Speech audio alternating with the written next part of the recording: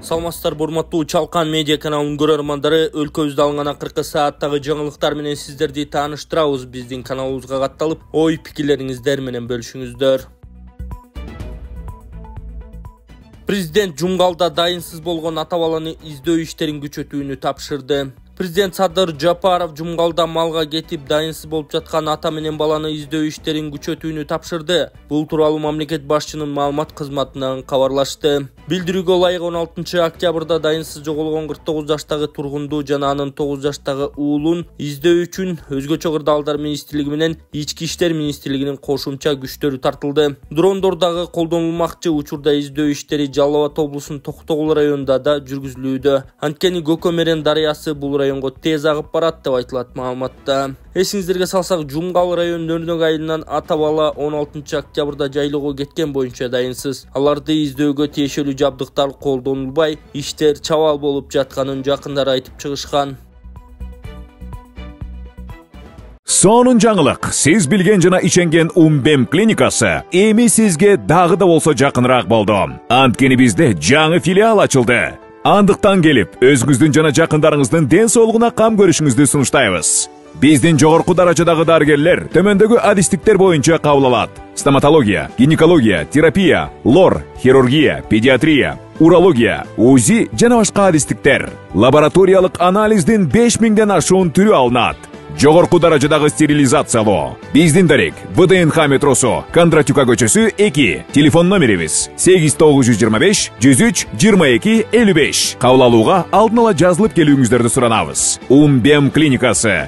Сосновка постунда жүк ташуучу унаалардын өтүүсүнө чектөө киргизилди. Аба ырайына байланыштуу Сосновка постунда жүк ташуучу унаалардын өтүүсүнө чектөө киргизилгенин Транспорт жана коммуникациялар министрлигинен кабарлашты. Маалыматка ылайык, чектөө Бишкек-Ош унаа жолунун бул тилкесинде тыгындарды алдын алуу максатында түндө киргизилген. Ал аба ырайы жана климаттык шарттар жакшырганда алып салынат. Келерки жылы пенсия 7%га көтөрүлөт деп пландаштырылууда. 2025 жылы пенсияны 7%га көтөрүү пландалууда. Бул тууралуу социалдык фонддун төрагасы Бактияр Алиев Жогорку Кеңештин бюджет, экономикалык жана фискалдык саясат боюнча комитеттин жыйынында билдирди. Анын айтымында, келерки жылы пенсияны камсыздандыруу бөлүгү көтөрүлөт. Алиев белгилегендей, алар жыл сайын пенсияны 7-8%га көтөрүү тууралуу алдын ала план коюп, бирок андан көбүрөөк кошушат. Мас айдоочуларды күбөлүктөн ажыратуунун ордуна 100 000 сом айып пул салуу сунушталды. Кыргызстанда ичимдик ичип, баңгизат чегип унаа айдаган жарандарды айдоочулук күбөлүктөн ажыратуунун ордуна айып салуу сунушталууда. Тиешелүү мыйзам долбоорун Жогорку Кеңештин сайтында коомдук талкууга чыгарылды. Аны депутат Эрнис Айдаралиев демилгелеген. Маалым кат негиздемеде айтылгандай, учурда айдоочуларды мас абалда унаа башкарганы олуттуу көйгөй бойдон калууда. Мас айдоочулардын айынан жүздөгөн адам жаракат алып каза болууда. Жол милициясынын маалыматы боюнча 2023 жылы 7810 жаран мас абалда унаа айдаганы үчүн 1 жылга айдоочулук күбөлүктөн ажыратылган. Алардын ичинен 1577си айдоочулук укуктан ажыратылганына карабай, кайра эле унаага отуруп жол эреже бузгандары аныкталган. Мындан улам депутат мас абалда унаа башкаруу үчүн жарандарды айдоочулук күбөлүктөн ажыратуу өз натыйжасын бербей жатат деген пикирде. Депутат мас айдоочуларды күбөлүктөн ажыратуунун ордуна айыпка жыгуу натыйжалуураак болот деп эсептейт. Социалдык изилдөөлөр көрсөткөндөй, чоң айып пулдар укук бузуулардын санын азайтат. Себеби адамдар өзүнүн иш аракетине этият, таң сезимдүү болуп калат. Ал мас абалда унаа айдаган жарандарга 100 000 сом, юридикалык жактарга 200 000 сом айып пул салууну сунуштоодо.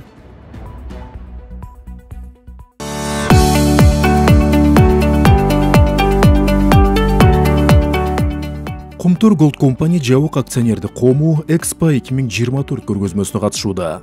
Көргөзмөгө келгендер Кумтур Gold Company'нин Токмок шаарындагы филиалы, дөңгөлөктөрдү кайра иштетүү жана калыбына келтирүү заводунун продукциялары менен да тааныша алышат. Заводдун директору Александр Сметаниндин айтымында, бул көргөзмө Борбор Азия аймагындагы уникалдуу өндүрүш болуп саналган заводдун продукцияларын дагы бир жолу көпчүлүккө көрсөтүүгө эң жакшы мүмкүнчүлүк болуп бермекчи. Экспо 2024 көргөзмөсүнүн алкагында биз сатып алуучулар менен ишкердик байланыштарды түзүүнү көздөп жатабыз. Завод жакынкы айларда толук өндүрүштүк кубаттуулукка чыкканы турат. Муну менен продукцияларыбыздын көлөмү дагы да көбөймөкчү. Резина күкүмдөрүнө болгон рыноктогу суроо талаптарды толук канааттандырууга аракет кылуудабыз, деди Александр Сметанин.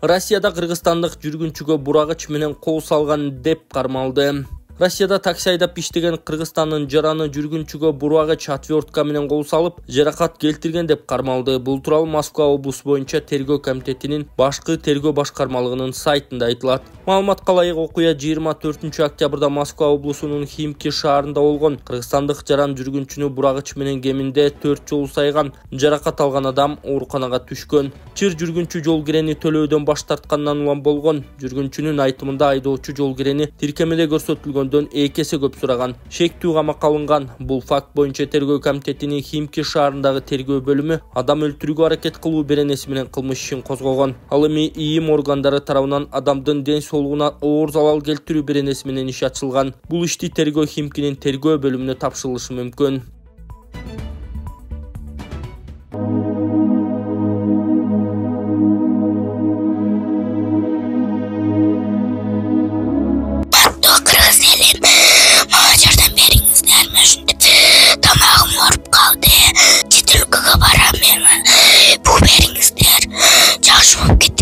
Эгер колуңуздардан келсе дагы жардам берип коюңуздар.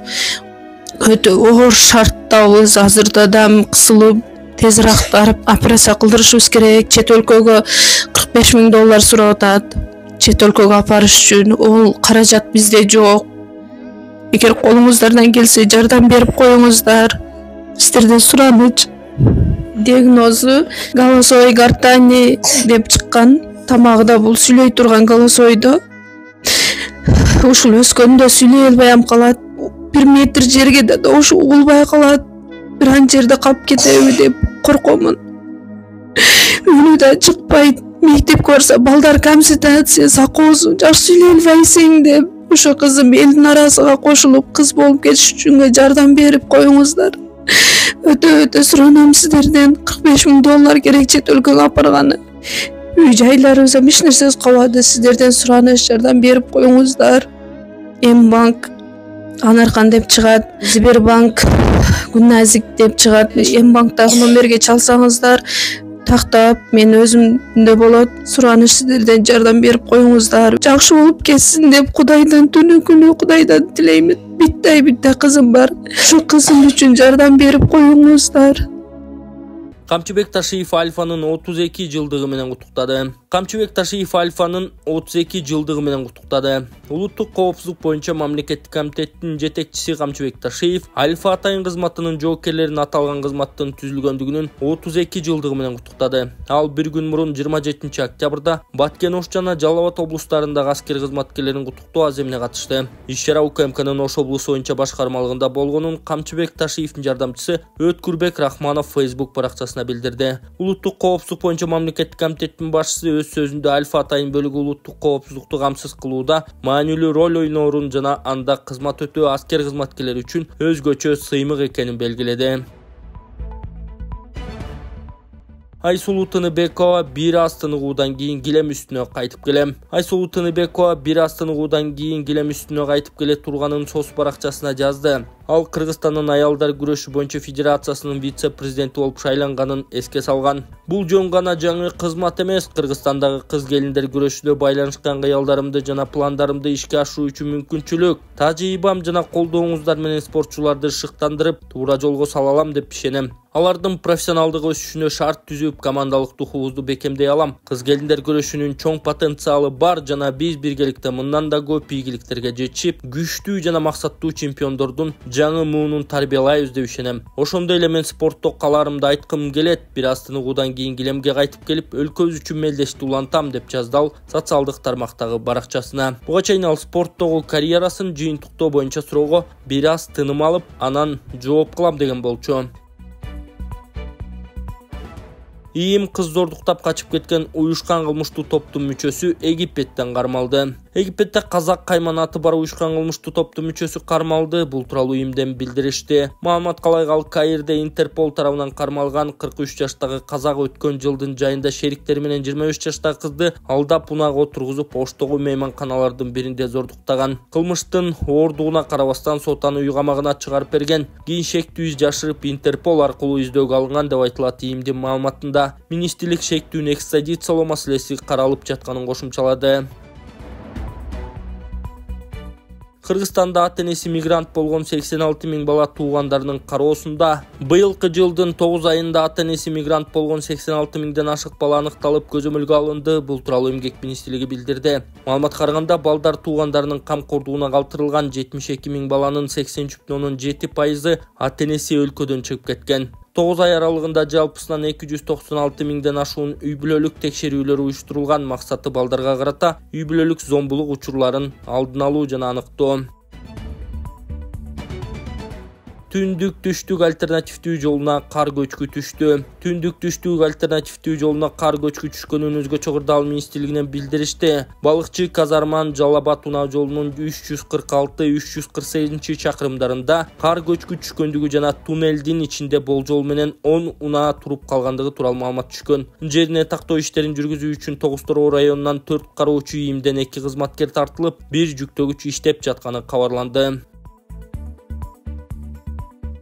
Жумгалда жүрөк үшүн алган жол кырсыгы 3 адамдын өмүрүн алды. Нарын облусунун Жумгал районунда жол кырсыгы катталып 3 киши каза болду. Маалыматты жол кыймылы коопсуздугун камсыздоо баш башкармалыгынан такташты. Буга чейин кырсыктын видеосу жарыяланган болчу. Анда оор жүк ташуучу унаа менен Honda CR-V сүзүшүп, айланып кеткен оор жүк ташуучу машиненин арткы жагы алдында бараткан Audi унаасын оодарып койгон. Кырсыктын видеосун жергиликтүү тургун Болот Ибрагимовго жөнөтүп, соңку маалда Жумгал менен Кочкордо жол кырсыгы көбөйүп кеткенин жазган. Айыл ичине тиешелүү жол белгилерин коюп бербесе болбой калды. Жергиликтүү бийликке кайрылсак альтернативдүү жолдорго койгонго болбойт деп коюшту деген видеонун автору.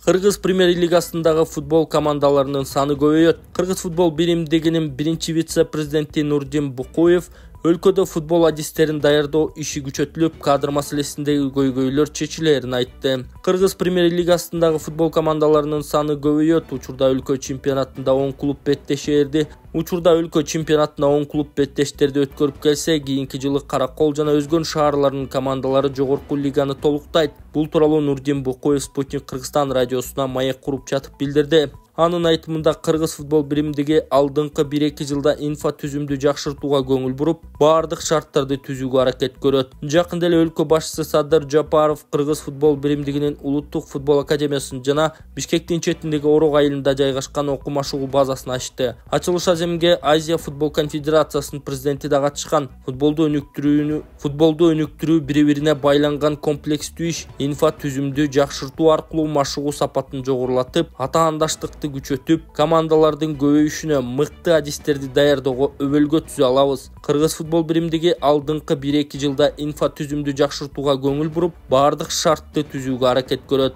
Мындан тышкары Кыргыз премьер-лигасындагы футбол командаларынын санын көбөйтүү керек. Учурда өлкө чемпионатында 10 клуб беттештерди өткөрүп келсе, кийинки жылы Каракол жана өзгөн шаарлардын командалары жогорку лиганы толуктайт. Албетте, футбол адистерин даярдоо иши олуттуу жүрүп, кадр маселесине басым жасалышы абзел, деди Букуев. Ошондой эле ал республиканын ар бир облусунда инфа түзүмдүк өзгөрүүлөр болуп, академиялардын саны көбөйөрүн кошумчалады.